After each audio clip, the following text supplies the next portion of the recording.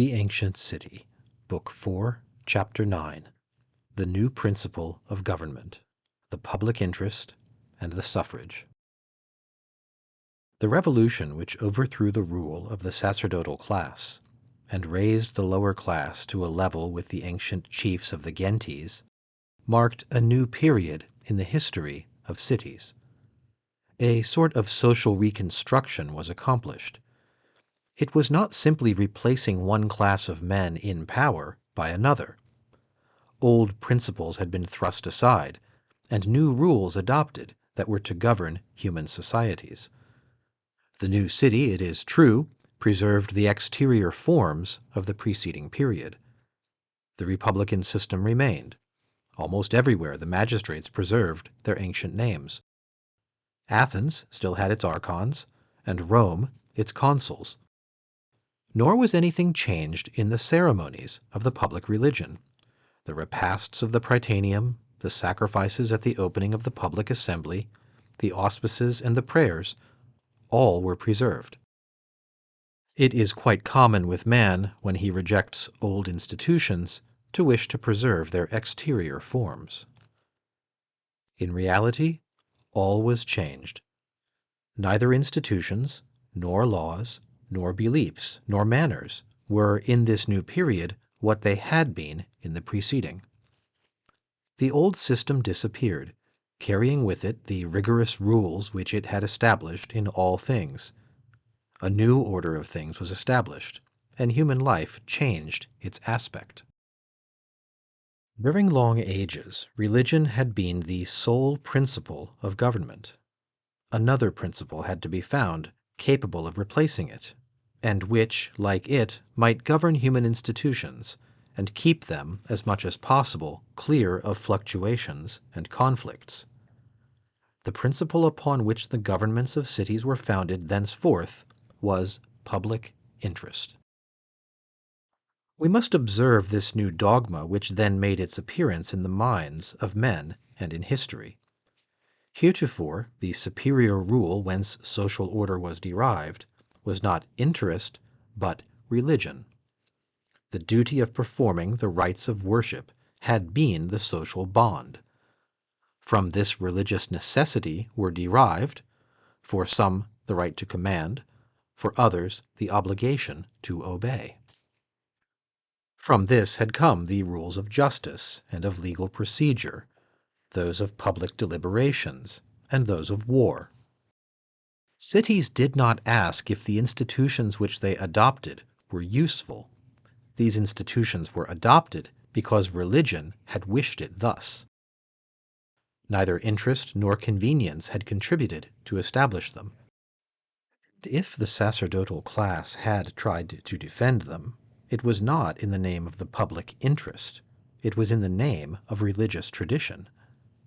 But in the period which we now enter, tradition no longer holds empire, and religion no longer governs.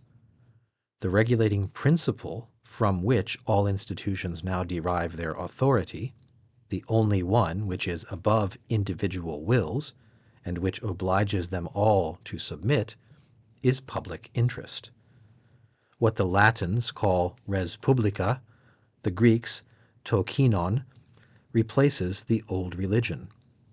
This is what, from this time, establishes institutions and laws, and by this all the important acts of cities are judged. In the deliberations of the senates, or of popular assemblies, when a law is discussed, or a form of government, or a question of private right, or a political institution, no one any longer asks what religion prescribes, but what the general interest demands. A saying is attributed to Solon, which well characterizes this new regime. Someone asked him if he had given his country the best constitution. No, he replied, but the one which is best suited to it. Now, it was something quite new to expect in forms of government and in laws only a relative merit. The ancient constitutions, founded upon the rules of a worship, were proclaimed infallible and immutable. They possessed the rigor and inflexibility of the religion. Solon indicated by this answer that, in future, political constitutions should conform to the wants, the manners, and the interests of the men of each age. There was no longer a question of absolute truth. The rules of government were, for the future, to be flexible and variable. It is said that Solon wished, at the most, that his laws might be observed for 100 years. The precepts of public interest were not so absolute, so clear, so manifest, as are those of religion. We may always discuss them. They are not perceived at once. The way that appeared the simplest and surest to know what the public interest demanded was to assemble the citizens and consult them. This course was thought to be necessary, and was almost daily employed. In the preceding period, the auspices had borne the chief weight of the deliberations. The opinion of the priest, of the king, of the sacred magistrate was all-powerful. Men voted little, and then rather as a formality than to express an opinion. After that time, they voted on every question. The opinion of all was needed in order to know what was for the interest of all. The suffrage became the great means of government. It was the source of institutions and the rule of right. It decided what was useful and even what was just. It was above the magistrates and above the laws. It was sovereign in the city. The nature of government was also changed. Its essential function was no longer the regular performance of religious ceremonies. It was especially constituted to maintain order and peace within, and dignity and power without. What had before been of secondary importance was now of the first. Politics took precedence of religion, and the government of men became a human affair. It consequently happened either that new offices were created, or at any rate that old ones assumed a new character. We can see this by the example of Athens and by that of Rome. At Athens, during the domination of the aristocracy, the archons had been especially priests. The care of deciding causes, of administering the law, and of making war was of minor importance, and might without inconvenience be joined to the priesthood.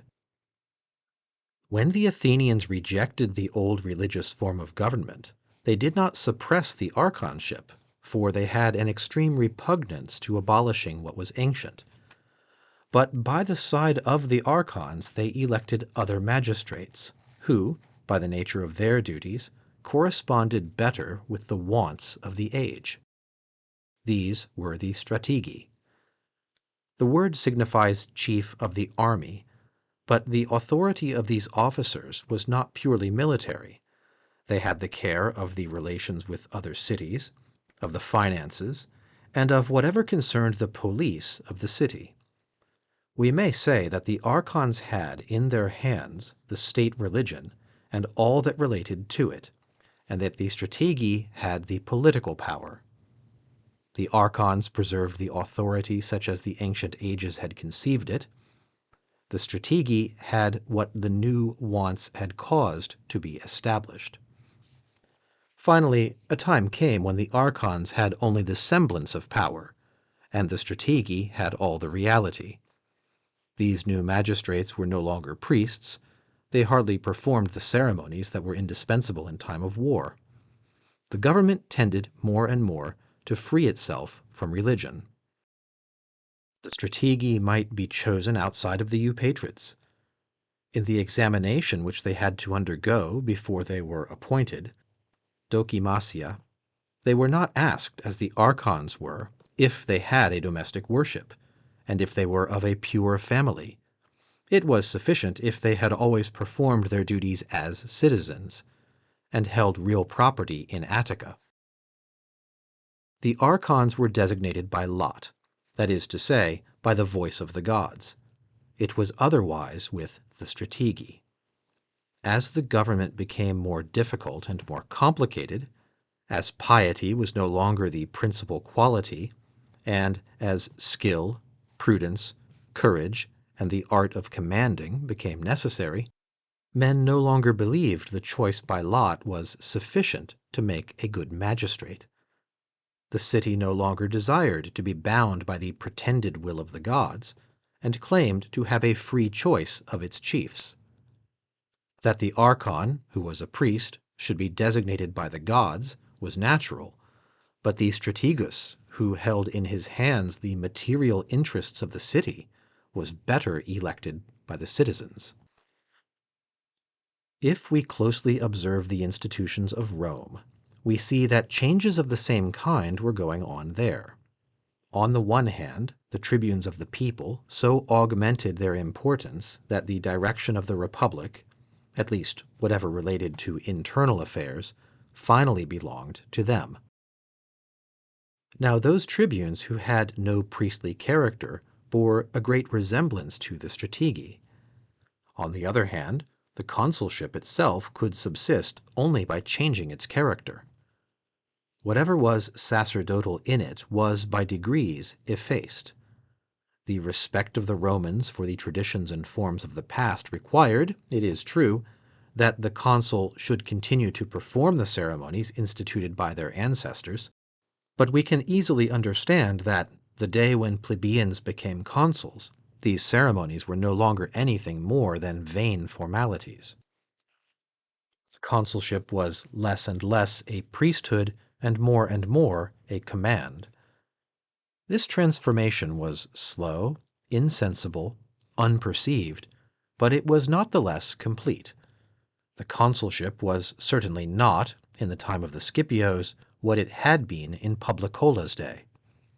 The military tribuneship, which the Senate instituted in 443, and about which the ancients give us very little information, was perhaps the transition between the consulship of the first period and that of the second.